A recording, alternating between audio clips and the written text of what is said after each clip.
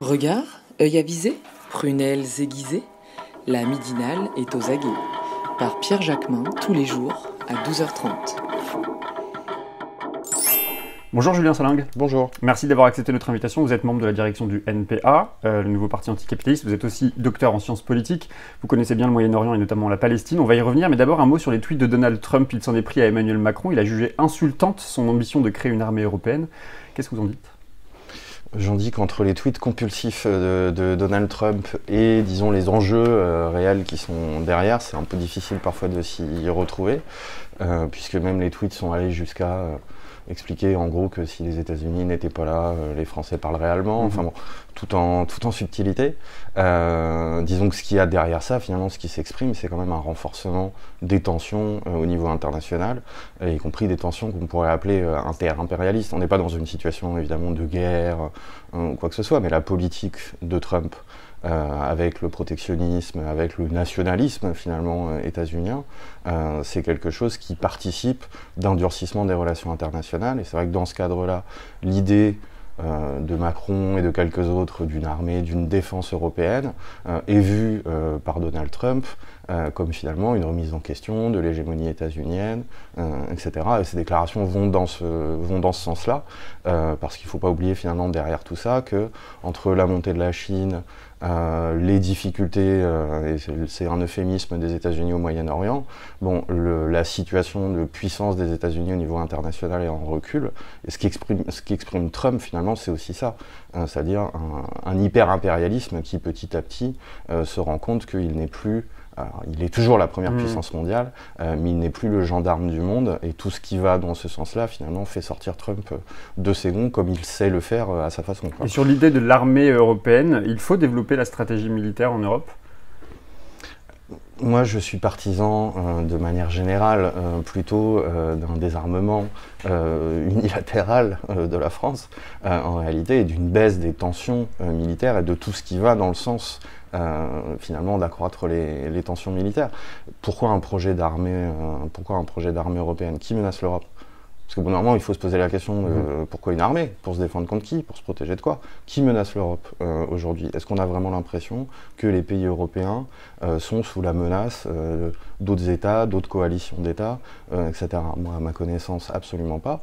Par contre, les pays européens, en tout cas une partie d'entre eux, ont des ambitions internationales, et il est clair que ce qu'on appelle la diplomatie européenne, même si ça a assez peu de réalité, c'est quelque chose qui est en construction depuis fort longtemps, et on parle régulièrement de l'impuissance de l'Union européenne finalement dans les relations internationales, et pour des gens comme Macron et comme d'autres dirigeants européens, cette idée d'armée européenne, c'est aussi un moyen d'affirmer l'existence d'une puissance diplomatique et militaire européenne, mais c'est plus quelque chose pour s'insérer dans les relations internationales et essayer de peser politiquement, que quelque chose qui ferait écho à de réelles menaces.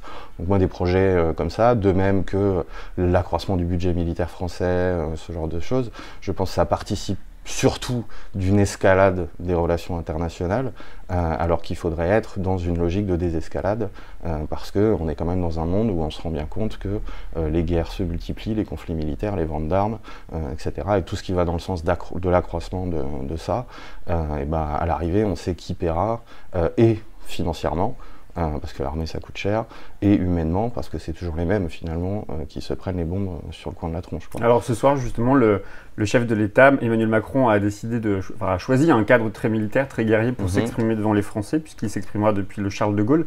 C'est quoi la lecture qu'il faut en faire ? Je pense que Macron, on est à cheval entre la communication, voilà, on sait que c'est censé être un spécialiste de la communication, parce que par ailleurs on se rend compte que parfois la machine se grippe un petit peu. On est donc, il y a sur la communication, donc une posture martiale, comme il a essayé d'avoir autour du 11 novembre, etc. Et il y a un deuxième élément qui est finalement les difficultés intérieures qu'il rencontre, qui sont de multiples ordres, difficultés politiques. On a bien vu que ces derniers temps, avec les remaniements remaniements, les pseudo-remaniements, les semi-remaniements, quand même, disons que le personnel politique de la Macronie, ça représente pas grand monde, et donc c'est assez difficile de coopter des gens. Le macronisme politique, en tout cas, n'est pas forcément très à la mode, donc il y a ces difficultés-là, il y a des difficultés sociales, il y a des mobilisations, des luttes, etc. Il n'y a pas un décalage de s'exprimer sur un porte-avions, sur un symbole militaire, alors que la France semble à la veille d'une mobilisation très importante, d'une mobilisation très politique? Il y a un décalage, effectivement. Après, je ne pense pas qu'ils sont stupides autour de Macron.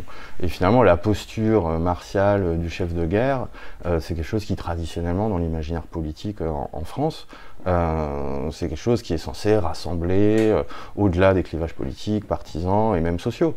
Donc dans une période de troubles, on va dire, sociaux et politiques, ça ne sera pas la première fois qu'un chef d'État essaie de revêtir les habits du commandant en chef des armées, mais j'avoue que je suis un petit peu sceptique sur le résultat qu'on peut attendre d'une telle manœuvre, parce que ce que demandent les gens, c'est des revendications sur les salaires, sur l'emploi, sur les services publics, sur les hausses de taxes, etc. Et la réponse du type « je suis un chef de guerre », je ne vois pas bien comment ça pourrait satisfaire qui que ce soit. On l'a vu la semaine dernière aussi lors des commémorations, Emmanuel Macron a voulu se poser comme le défenseur de la paix dans le monde, et en même temps il ne veut pas renoncer aux ventes d'armes avec l'Arabie Saoudite par exemple. C'est compatible selon vous? Angela Merkel justement, après l'affaire Khashoggi, a décidé de suspendre les ventes d'armes à l'Arabie Saoudite.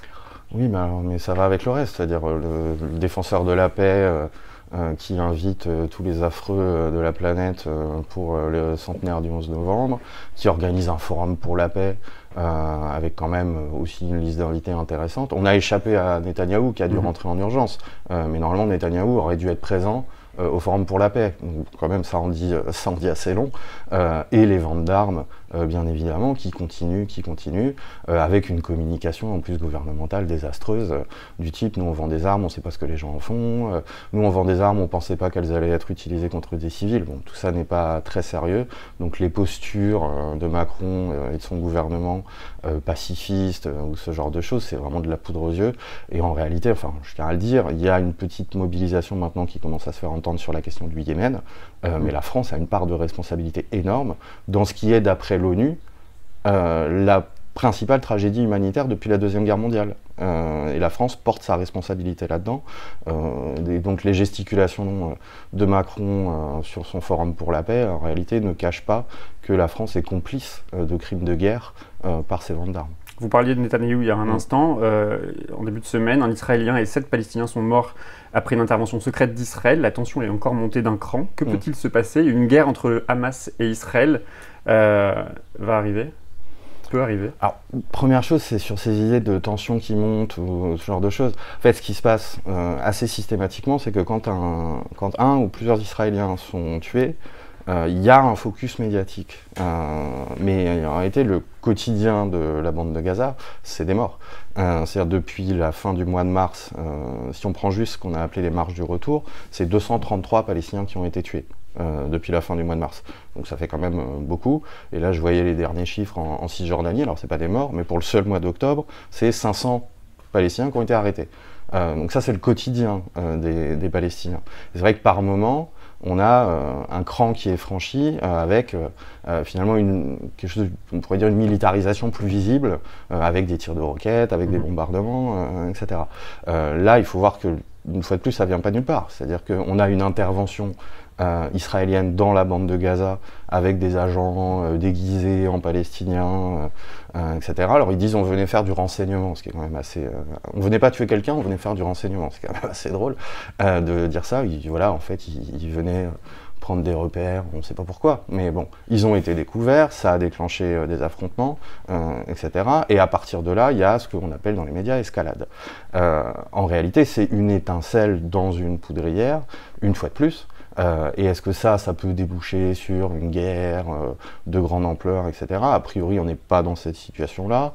Du côté de Netanyahou, comme du côté du Hamas et l'Égypte, qui est de la partie, on a plutôt envie de faire retomber le Hamas a demandé la pression. un cessez-le-feu, d'ailleurs. Le Hamas et les autres forces palestiniennes, dont le djihad, ont proclamé voilà, que la fin, enfin, cessez-le-feu, etc. Il y a eu intervention de l'Égypte. Disons qu'il y a plusieurs raisons. C'est que ce type de confrontation, de manière courte, peut avoir une utilité politique, on va dire à court terme. C'est-à-dire le Hamas montre à la population de Gaza qu'il ne se laisse pas faire et que s'il le faut, il est capable de reprendre les armes et tirer, etc. Ça répond aussi à des critiques qui sont formulées vis-à-vis du Hamas. On dit qu'ils ont abandonné la lutte, ils sont dans une logique de négociation avec Israël, de cessez-le-feu, donc ils ont trahi. Voilà, ce genre de choses peut permettre de dire non, s'il le faut. Voilà. Et du côté d'Israël, il y a aussi... Enfin, c'est pas rien cette opération, parce qu'il y a le souvenir de Gilad Shalit quand même. Et Israël sait que s'ils se font choper quelqu'un à l'intérieur de la bande de Gaza, ça peut avoir des conséquences politiques qui sont tout autres que des incidents à la frontière ou ce genre de choses. Donc la violence de la riposte israélienne, en réalité, qui n'est pas une riposte, vu que c'est eux qui ont finalement déclenché les hostilités, et je ne parle même pas du blocus qui est là, et qui est une hostilité à lui tout seul. Voilà, donc l'intervention militaire israélienne, c'est aussi une démonstration vis-à-vis des Palestiniens de dire ça, ce genre de choses, non. C'est-à-dire, vous chopez pas nos gars, quoi. Et là, on est dans une situation, alors c'est pas évident, il y a des rumeurs en Israël, etc., parce qu'il y a aussi de la politique intérieure, qui est que Netanyahou gouverne avec l'extrême droite, que l'extrême droite s'oppose à toute forme finalement d'accord durable avec le Hamas et que Netanyahou a aussi besoin de démontrer à son électorat et à sa coalition que s'il le faut, il est capable d'y aller et de taper fort. Mais là, on est dans une situation où une partie du gouvernement israélien visiblement était hostile à un cessez-le-feu là. Il y a des rumeurs de démission, etc., on verra, mais il ne faut pas oublier, il y a des élections en Israël l'année prochaine, et il y a aussi ça qui rentre en compte. Le Conseil de sécurité de l'ONU s'est à nouveau réuni à huis clos pour discuter justement de la situation à Gaza sans que finalement aucun accord n'ait été trouvé. Qu'est-ce qu'on peut attendre de l'ONU? Que peut l'ONU? Que doit l'ONU justement dans ce contexte, Julien Salerno? Ce qui est certain, c'est qu'il faut arrêter de se contenter de réagir, entre guillemets, à chaque fois qu'il y a une montée des tensions militaires. C'est-à-dire qu'en réalité, ces tensions militaires ne sont que l'expression de tensions politiques et d'une situation intolérable pour la population de Gaza, qui est sous blocus depuis plus de 10 ans. Enfin, je veux dire, il y a quasiment plus d'eau potable, l'électricité, c'est une galère sans nom, etc. Les rapports de l'ONU disent que ça sera un endroit qui sera plus viable, qui n'est peut-être déjà plus viable en réalité. Donc, il faut s'attaquer aux causes. Les causes, c'est l'occupation, c'est le blocus et c'est la négation des droits politiques des Palestiniens. Est-ce que l'ONU peut faire quelque chose là-dessus? Visiblement, depuis plusieurs décennies, il ne se passe rien. Il y a des résolutions de l'ONU, y compris du Conseil de sécurité, etc. Elles ne sont pas appliquées, donc moi je suis de ceux qui pensent qu'il n'y a pas grand-chose malheureusement à attendre de l'ONU, et j'ajoute qu'il n'y a pas grand-chose non plus visiblement à attendre de la France. Alors justement, j'ai une dernière question, Julien Salerno. Quel rôle joue la France? Que peut la France dans ce conflit? J'ai lu sur le site du ministère des Affaires étrangères que la France, je cite, considère que le conflit ne pourra être résolu que par la création d'un État palestinien. La France travaille réellement en ce sens?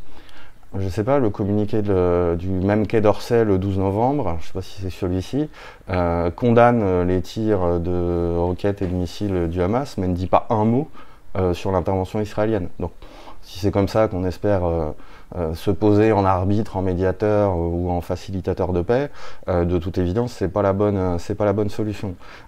Quel jeu joue la France?